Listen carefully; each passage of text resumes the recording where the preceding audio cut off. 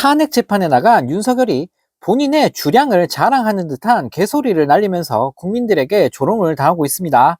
네, 윤석열이 12.3 비상계엄 당일 홍장원 전 국정원 1차장과 통화를 했고, 당시 홍 전 차장이 취한 상태였던 것 같았다고 주장했는데, 네, 그 근거로는 본인이 술을 많이 먹어봐서 잘 안다라고 말했다고 하는데요.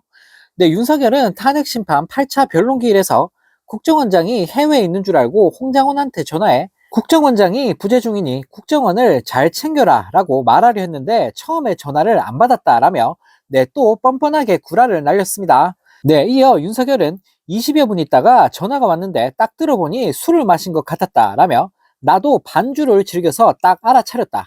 그때 국정원장이 부재 중인데 국정원을 잘 챙겨라. 이따 다시 전화할 일이 있을지 모르겠다라고 말하고 끊었다라며 구라를 쳤는데요. 네, 그러면서 윤석열은 홍 전 차장이 취중이라 그런지 모르겠으나 국정원장이 아직 서울에 있다는 말을 안 하고 알겠다라고만 했다라며 나중에 국정원장한테도 부재 중인 줄 알고 홍장원한테 전화했다고 말했다라는 궤변을 날렸습니다. 네, 도대체 윤석열의 이런 말 같지도 않은 소리를 언제까지 들어야 할지.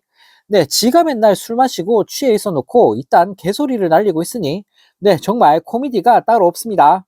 네, 또 다른 소식입니다. 비상계엄 전날인 지난해 12월 2일 김건희와 조태용 국정원장이 서로 문자 메시지를 주고받은 사실이 드러나면서 큰 파문이 일고 있습니다.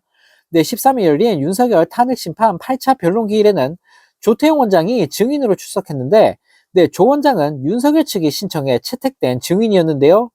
네, 국회 측 장순욱 변호사는 수사기관이 조 원장의 통화 등 통신 내역을 통신사로부터 제출받은 기록을 바탕으로 조 원장의 통신 기록을 보면 계엄 전날인 지난해 12월 2일에 영부인으로부터 문자 2통을 받았다.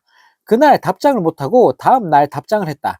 기억이 나는가? 라고 물었고 이에 조태용 원장은 기억이 잘 안 난다라며 오리발을 내밀었다고 합니다. 네, 이어 국회 측 장순욱 변호사는 민감한 시기에 문자 메시지를 주고받은 거로 의심하면 뭐라고 할 건가? 라고 묻자 조 원장은 뭐가 남아있다면 의심을 할 수 있다라며 네, 뻔뻔한 모습을 선보였는데요. 네, 그러면서 국회 측 장 변호사는 계엄 당일에 영부인하고 문자를 주고받은 건 더 이상하지 않나? 국정원장이 영부인하고 왜 문자를 주고받냐라고 물어봤고 이에 조 원장은 자주 있는 일은 아니었다라며 네, 발뺌했다고 합니다. 네, 하지만 이후 관련 질문이 더 이어지지는 않으면서 조태용 원장이 김건희와 어떤 내용의 문자 메시지를 주고받았는지는 확인되지 않았다고 하는데요. 네, 또 조태용 국정원장은 계엄 선포 전날 국진당 성일종 의원과 통화를 한 내역에 대해서도 성 의원은 친분이 있어 전화는 가끔 한다. 당장 기억나지 않는다라며 역시 오리발을 내밀었다고 합니다. 네, 도대체 국정원장이 왜 김건희랑 문자를 주고받는 건지, 네, 뒤에서 뭔 짓거리를 하고 있었던 건지 반드시 특검을 통해 밝혀야 할 것 같습니다.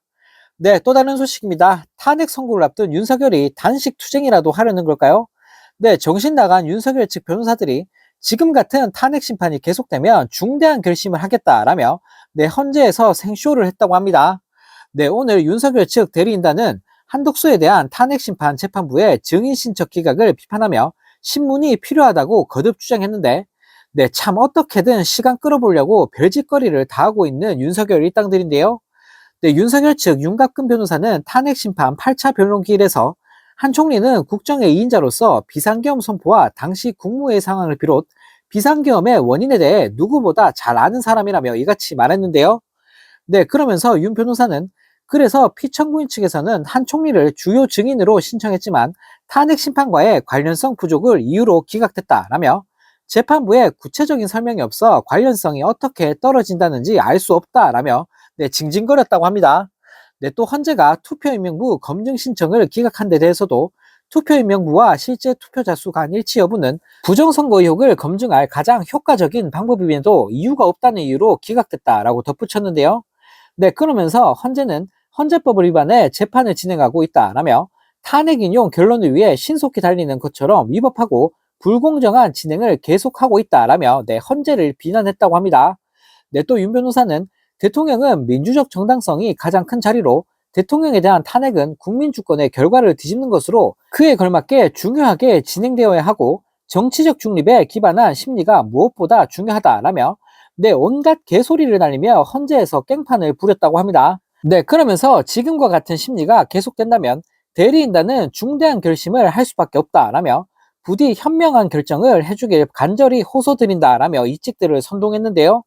네, 하지만 윤 변호사는 여기서 언급한 중대한 결심이 무엇인지에 대해서는 추가로 설명하지 않았다고 하는데, 네, 이에 많은 네티즌들은 왜 깜빵에서 계엄 때리려고 단식이라도 하려나 술을 끊으려나 보다라는 댓글을 달며 조롱했다고 합니다. 네, 한편 이런 윤석열 일당들의 개소리에 문형배 헌재소장 권한대행은 논의해 보겠다라며 일축했다고 합니다.